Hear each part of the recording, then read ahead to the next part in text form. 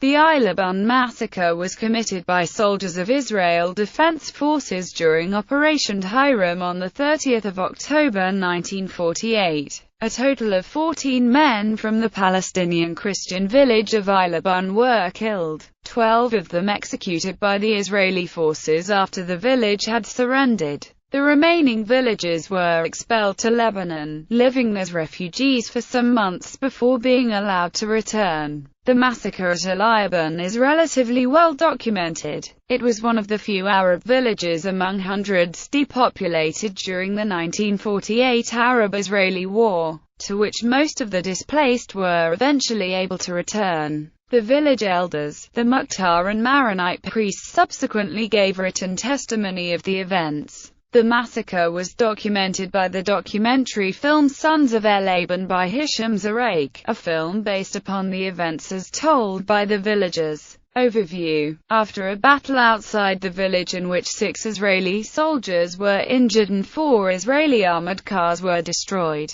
villagers flew white flags and were escorted by 4 local priests. Most of the villagers were hiding in 2 churches. The soldiers were angered by a procession that had taken place in the village a month earlier, in which the heads of 2 decapitated Israeli soldiers, missing after an attack on a nearby hillside, had been displayed. Some villagers argue that soldiers ordered the people to gather in the village square, that an old man was shot as the other villagers emerged from their hiding places. The soldiers' commander ordered that the remaining inhabitants, numbering some 800 people, be led to the neighboring village of Maga, 5 kilometers north. The commander and 2 other soldiers, having selected 17 young men, executed 12 of them. The remaining 5 were held and used as human shields to protect armored vehicles and were later sent to a POW camp. Israeli soldiers looted the village. When the villagers reached Maga, they were ordered by the soldiers to continue on to Kafr Inan. As they neared this village, another old man, Saman Ashufani, was killed by fire from an armored car, bringing the death toll to 14. 3 women were also injured.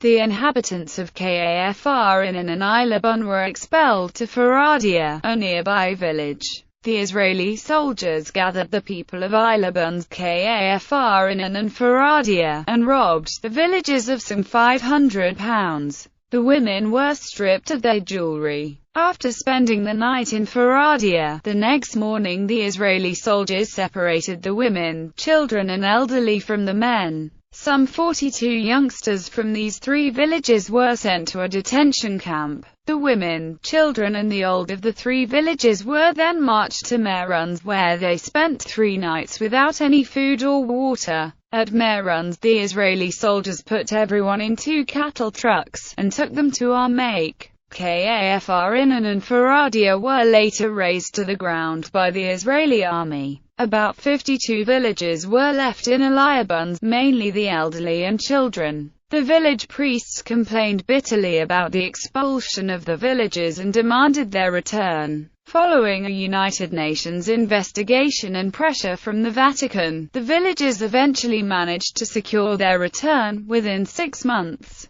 Most of the population managed to return from Lebanon, and all the men were released from the POW camps. The event was documented in a report by the United Nations observers. In 1983, the victims were commemorated by a memorial monument adjacent to the Christian cemetery in Eilabun. A second monument commemorating the massacre was built in 1998, but it was soon vandalized and practically effaced. Bibliography.